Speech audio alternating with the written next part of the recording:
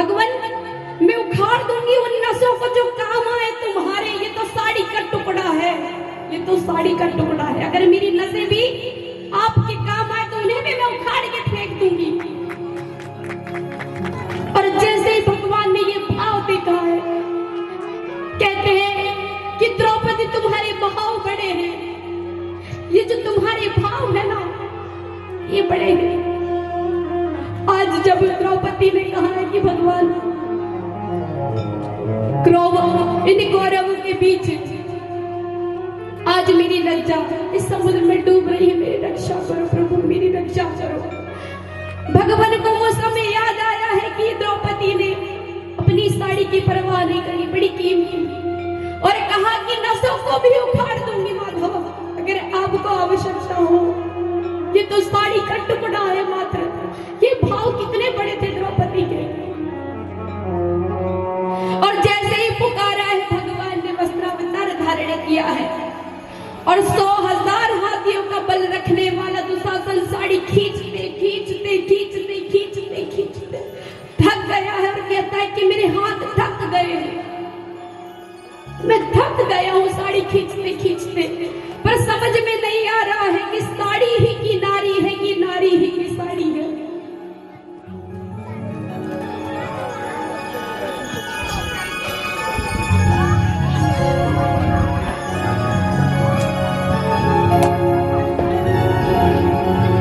दुशासन साड़ी खींचते खींचते थक गया है, कहता है कि ना जाने साड़ी का और छोर समझ में नहीं आ रहा है कि साड़ी की नारी है, नारी की साड़ी है।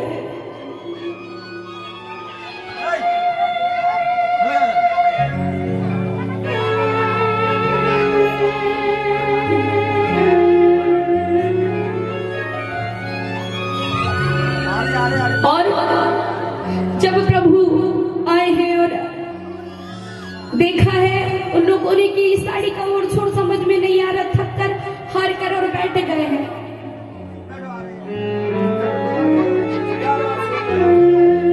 भगवान ऐसे ही है, जब आप उनको सच्चे मन से पुकारते हो, मन से पुकारते हो, बुलाते हो तो अवश्य आते हैं।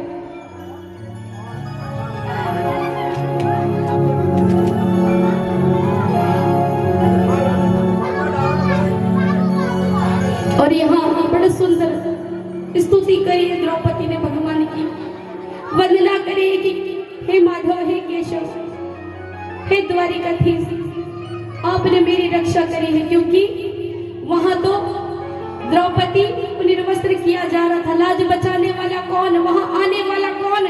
इतने बड़े बड़े महात्मा संत पुरुष, आज पांचपति, धृतराष्ट्र, द्रोणाचार्य, कृपाचार्य सब है। रक्षा किसने करी? रक्षा किसने की? जो जगत के रक्षक हैं, किसी और ने रक्षा नहीं करी।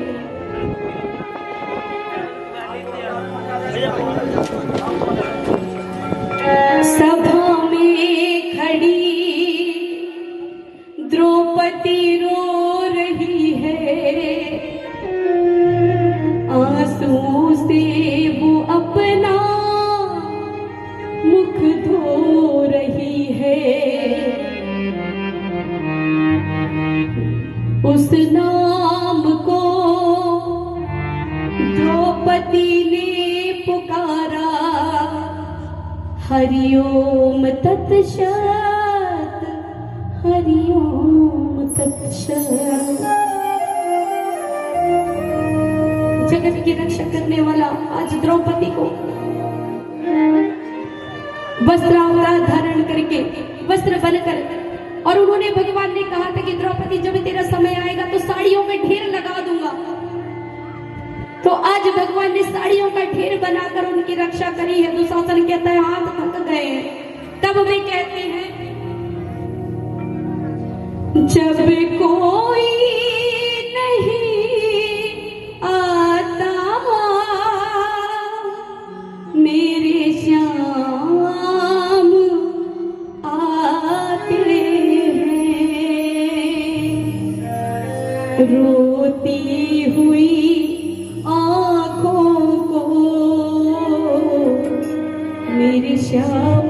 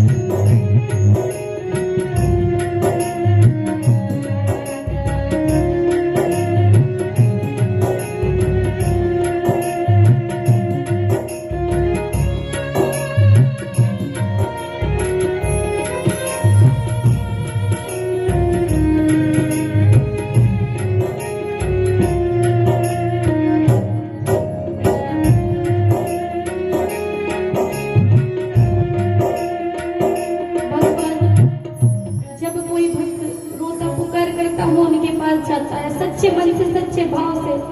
तो भगवान उनके लिए जिस रूप में, जिस भाव में वो पुकारते हैं, उस भाव में चले आते हैं। द्रौपदी ने पुकारा है, भगवान दौड़े चले आए हैं, साड़ी का ढेर लगा दिया है। जब जब भक्त ने पुकारा है, गजेंद्र ने पुकारा था, उसे मोक्ष दिलाने के लिए भगवान आए हैं। जब जब जिस जिस भाव से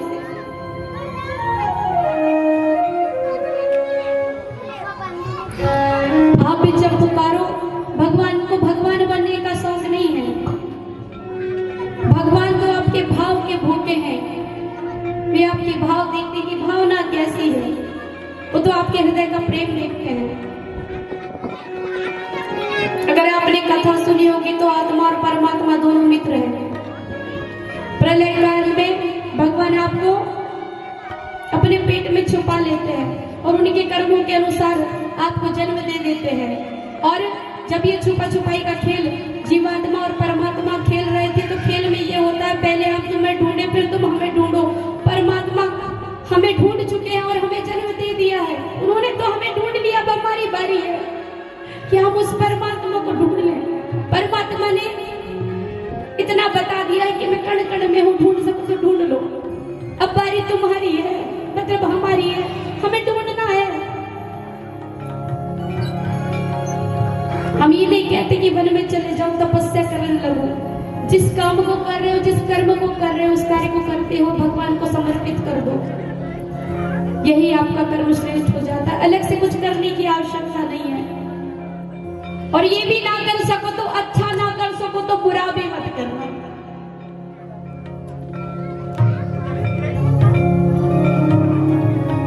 क्योंकि हमारे गुरुजन कहते हैं कि कभी ऐसा कोई मौका आ जाए, बुरा बोलना पड़ जाए, कहीं बहुत क्रोध आ जाए, तो कहते हैं कि बोल के बुरे होने से अच्छा नहीं बोलकर अच्छे बने रहो। वैसे ही ये तो अन्य अर्थों में है। वैसे ही आपके लिए, अगर आप किसी का अच्छा नहीं कर सकते तो बुरा भी मत कीजिए। बुरा करने की बात आ जाए कि बुरा ही करना है तो अच्छा ही मत करिए। पर मन आ जाए कि आज इच्छा है ना, मुझे इतना बुरा बुरा बोला, मुझे आज बोल के ही रहना, कल ही ने मुझे बोला था तो मैं भी बोलूंगा। तो एक काम करिए, थोड़ा सा समय ले लीजिए कि आज इसने बोला है, आज से 15 दिन बाद इसको जाके बोलूंगा और पक्का बोलूंगा। और देखिएगा 15 दिन बाद आप नहीं बोलेंगे और 15 दिन बाद वो व्यक्ति खुद आकर कहेगा, भैया उस दिन मैं गुस्से में था, मुझे माफ करना।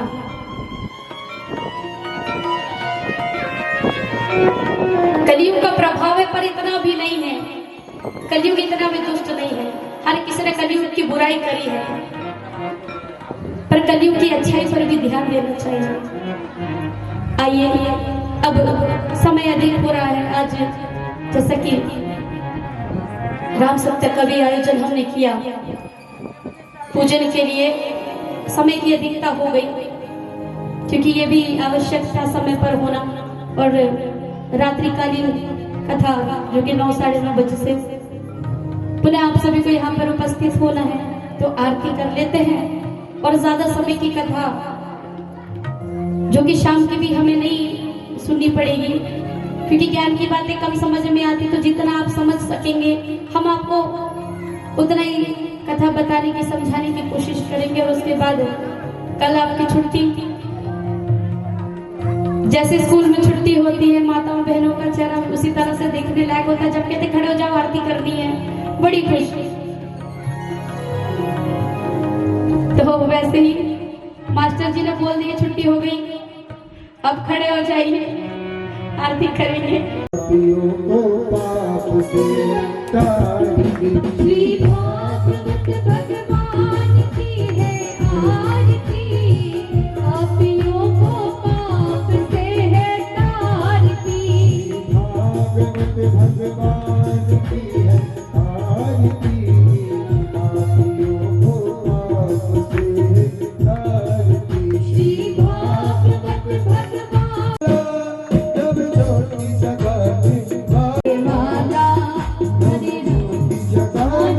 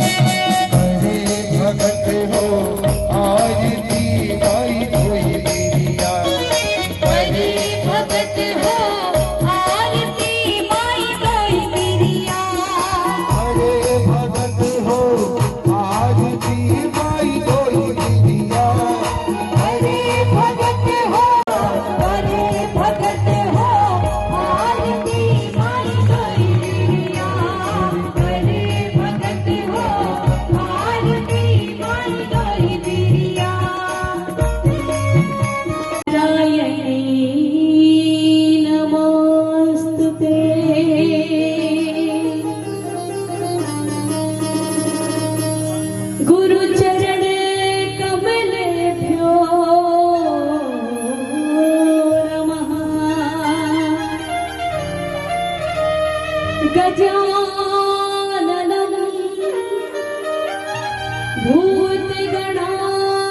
भूतगणादिसेवितं कपित्थजम्बो फलचारुभक्षणम्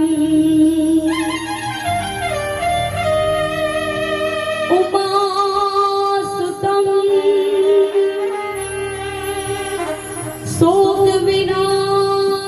शोकविनाशकारकम् नमामि विघ्नेश्वर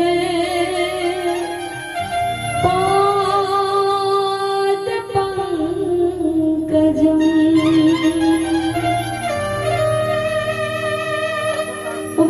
वसुदेव सुतं देवं